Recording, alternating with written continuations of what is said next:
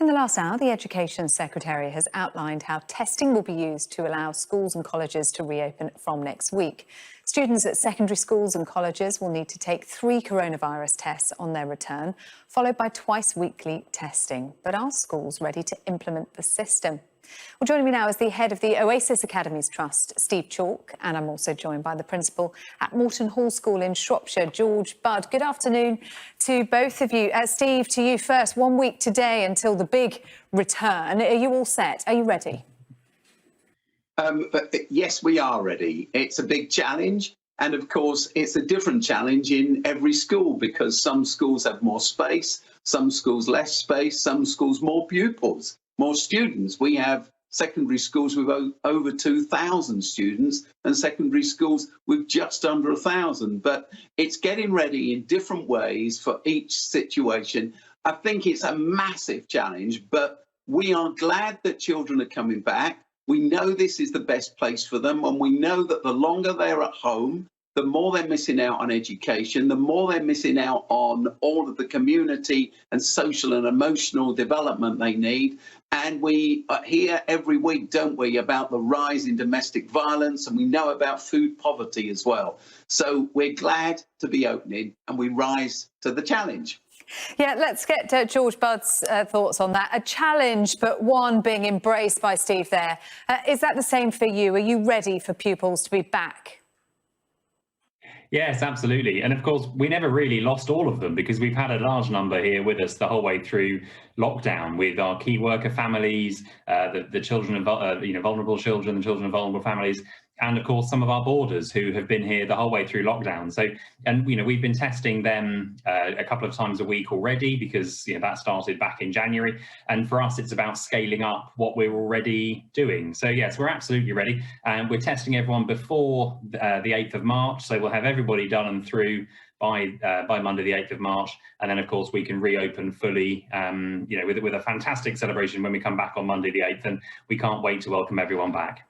Okay, so that's interesting, George. So you've effectively had a soft launch of the testing for those pupils who are already in school, and you're making sure that those 3 tests, is that right, are done before March the 8th, before you then move to at-home testing or obviously at school for your boarders? Yes, so we'll have one test on either the 6th or the 7th, depending on whether they're day people or a boarder, and then we'll have subsequent tests within the school within 3 to 5 days after that. So we'll do one test before we get up and running with lessons, just to try and reduce any disruption to the normal day-to-day life of the school and to allow everyone to come back on the 8th and go straight into their lessons and straight into activities and that sort of thing without any testing getting in the way first. And then we'll have a couple of other tests during the first couple of weeks of school. And then home testing begins from a couple of weeks from now. So home testing begins from the 15th of March. And we've just heard within the last couple of days that home testing is now going to be available to primary age pupils as well, which we're delighted about. It's different to the advice that came out on Friday. We're getting quite used to that now, but it is a good step in the right direction. Yeah, and so in terms of the testing for primary aged pupils, is that for the pupils themselves? Is it for their families? How will it work? Not easy in younger children. Yes, absolutely. And I think that was why the government was keen that sort of testing wouldn't happen in schools, because, of course, whilst a 13 or 14-year-old can quite easily conduct their own test, asking a 5-year-old to do that is rather different. And so the testing for primary pupils, we're led to believe, will happen in the home, and parents will be able to obtain test kits via a variety of means. The email actually came through to me about half an hour ago telling me this was going to happen. And we've not yet had the full details of how parents will be able to order that. But it sounds to me as if our primary age parents will be able to order test kits and help their children with it at home. Steve, in terms of the logistics, when you talk about schools with some 2,000 pupils to test, how are you going to get it done without disrupting the school day? That is the challenge. That's why I talked about it as a challenge.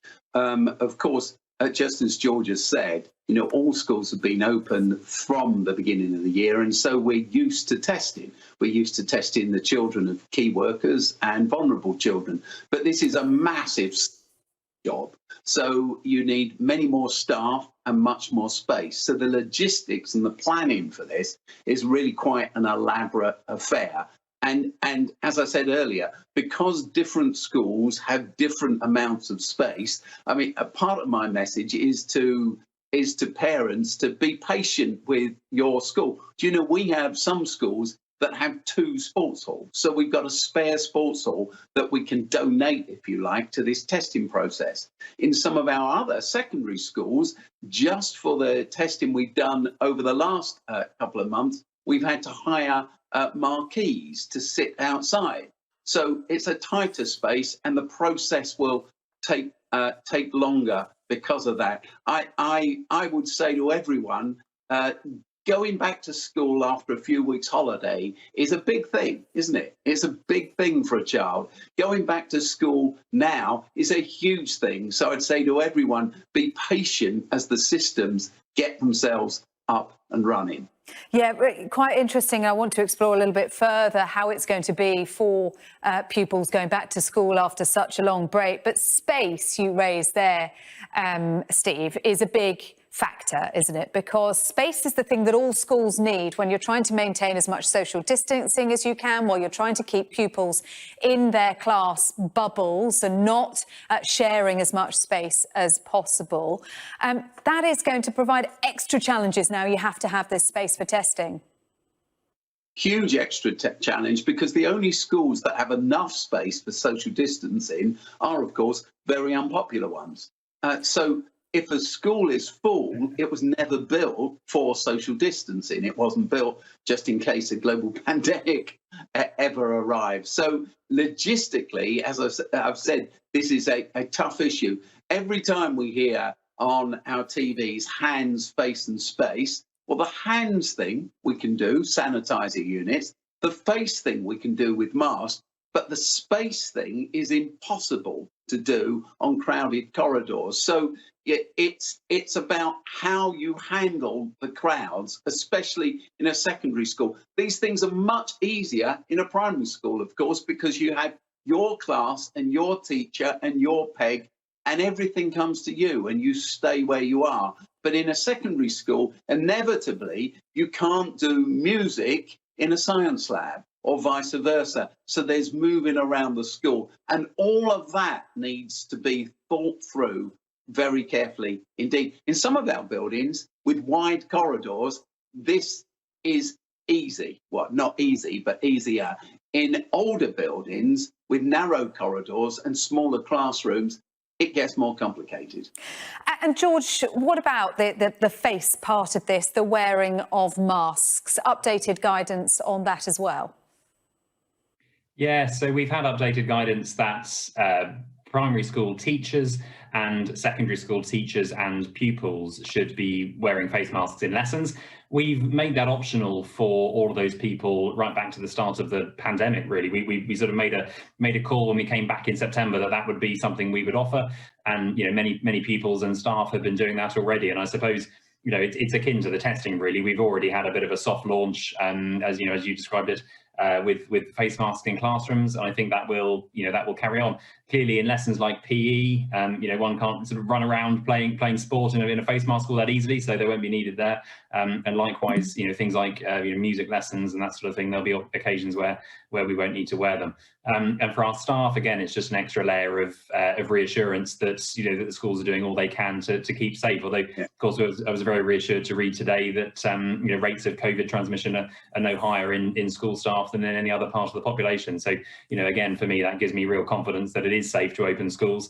And that we're doing absolutely the right thing, getting everyone back on the 8th of March. It's what we were asking for in the consultation, and our wishes have been delivered, so we're delighted. Yeah, you mentioned there the Office for National Statistics figures that have found school staff in England are not more likely to test positive for coronavirus antibodies than working age adults. Can I ask you, George, about what it's going to be like for children returning to school? Because it is going to look a bit different with testing, for example, with the measures that have been put in place to make schools safe. And children have been at home for quite a long time now.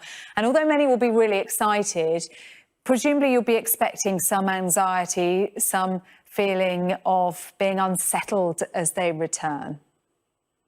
Yeah, I think you'd expect naturally the whole gamut of human emotion at a time like this. I think what we're doing is reaching out to all our families, and I'm sure all other schools in the country are the same. We're reaching out to all our families, having those conversations, offering reassurance, explanation. I have another meeting with a number of parents tomorrow evening, just to go through all the arrangements. I think what we're saying to them is that the arrangements will be very similar to just before Christmas, and they should expect to see a school that looks almost identical to the school that they left in December, and of course the school that some of them experienced for half a day back in January.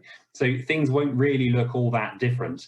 In some schools that won't necessarily be the case everywhere. In some schools there may be more significant changes, but our particular layout and and so forth allows us to carry on largely as we were before September, with the slight change that pupils will more likely be wearing face masks in lessons, just in line with the guidance. George Budd, Steve Chalk, thanks very much indeed, and good luck with that return on Monday.